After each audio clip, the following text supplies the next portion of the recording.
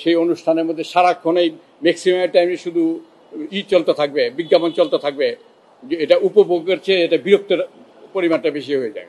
সম্প্রচারে television চ্যানেলগুলিতে কত minute তারা বিজ্ঞাপন প্রচার করতে পারবে, ঘন্টায় কত মিনিট? বাংলাদেশের যে চ্যানেলগুলিতে যে বিজ্ঞাপন প্রচার করা হয় সেখানে আন্তর্জাতিক কোনো সিস্টেমকে নিয়মকে মান্য করা হয় না, কিন্তু বলা আছে, নীতিমালাতে বলা আছে যে আন্তর্জাতিক চর্চা এবং বিরতির সময়টাকে আন্তর্জাতিক মানসম্পন্ন হইতে হবে। এই ঈদে জামা জুতো অ্যাক্সেসরিজের ডিসকাউন্ট। বিভিন্ন দেশের এখানে আন্তর্জাতিক মান আমরা দাখিল করছি, এবং এই নীতিমালায় আরেকটা কথা বলা আছে, জাতীয় সম্প্রচার কমিশন গঠন করতে হবে, কিন্তু আজ পর্যন্ত জাতীয় সম্প্রচার কমিশন গঠন করা হয় নাই।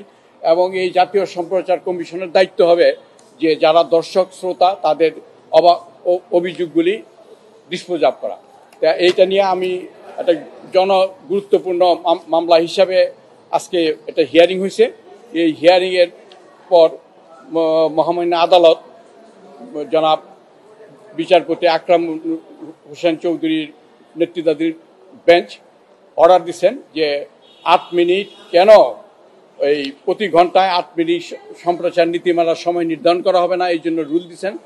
এবং জাতীয় সম্প্রচার কমিশন, এই জাতীয় সম্প্রচার নীতিমালা অনুযায়ী জাতীয় সম্প্রচার কমিশন গঠন করার জন্য সংশ্লিষ্ট কর্তৃপক্ষকে ডাইরেকশন দিচ্ছে।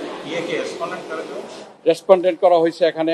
আচ্ছা, একটা বিষয়, 8 মিনিট প্রতি ঘন্টায় 8 মিনিট বিজ্ঞাপন, এর বেশি কেন দেয়া? এই 8 মিনিট কেন করা হবে না বিজ্ঞাপনে? সর্বোচ্চ 8 মিনিট। এই ইংল্যান্ডেরটা আমি দাখিল করছি, সেখানে দেখেন ইংল্যান্ডে 7 মিনিট। ইংল্যান্ডের নীতিমালা যে ইউকে অ্যাডভার্টাইজিংগুলোতে আছে 7 মিনিট।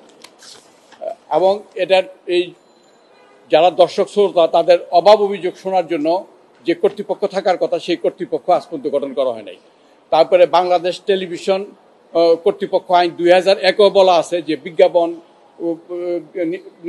কি কতক্ষণ তারা বিজ্ঞাপন দেখাইতে পারবে, এবং এই দর্শক শ্রোতাদের অভাব অভিযোগ শোনার জন্য এই কর্তৃপক্ষ প্রয়োজনীয় ব্যবস্থা গ্রহণ করা হবে, কিন্তু সেটাও তারা করে নাই। এইসব বিষয়ে আদালতের দৃষ্টি আকর্ষণ করার পর আদালত আজকে অর্ডার দিচ্ছেন, যে রুল ইস্যু করছেন যে কেন প্রতি ঘন্টায় ম্যাক্সিমাম 8 মিনিট নির্ধারণ করা হবে না বিজ্ঞাপনের জন্য, এবং জাতীয় সম্প্রচার কমিশন গঠন করার জন্য সরাসরি ডাইরেকশন দিচ্ছেন। যদি এই ব্যাপারে আমি এফেক্টেড না, এখানে সকলে এফেক্টেড। একটা অনুষ্ঠান হবে, সেই অনুষ্ঠানের মধ্যে সারাক্ষণেই ম্যাক্সিমাম টাইমে শুধু চলতে থাকবে, বিজ্ঞাপন চলতে থাকবে, যে এটা উপভোগের চেয়ে এটা বিরক্তের পরিমাণটা বেশি হয়ে যায়।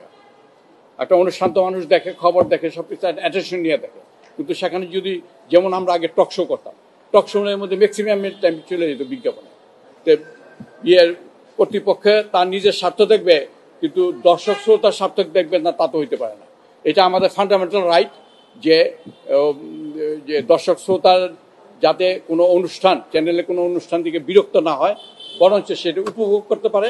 সেই জন্যই পৃথিবীর সব দেশেই সময়সীমাটা নির্ধারণ করা আছে। আমাদের দেশেও সময়সীমা নির্ধারণ করা হোক।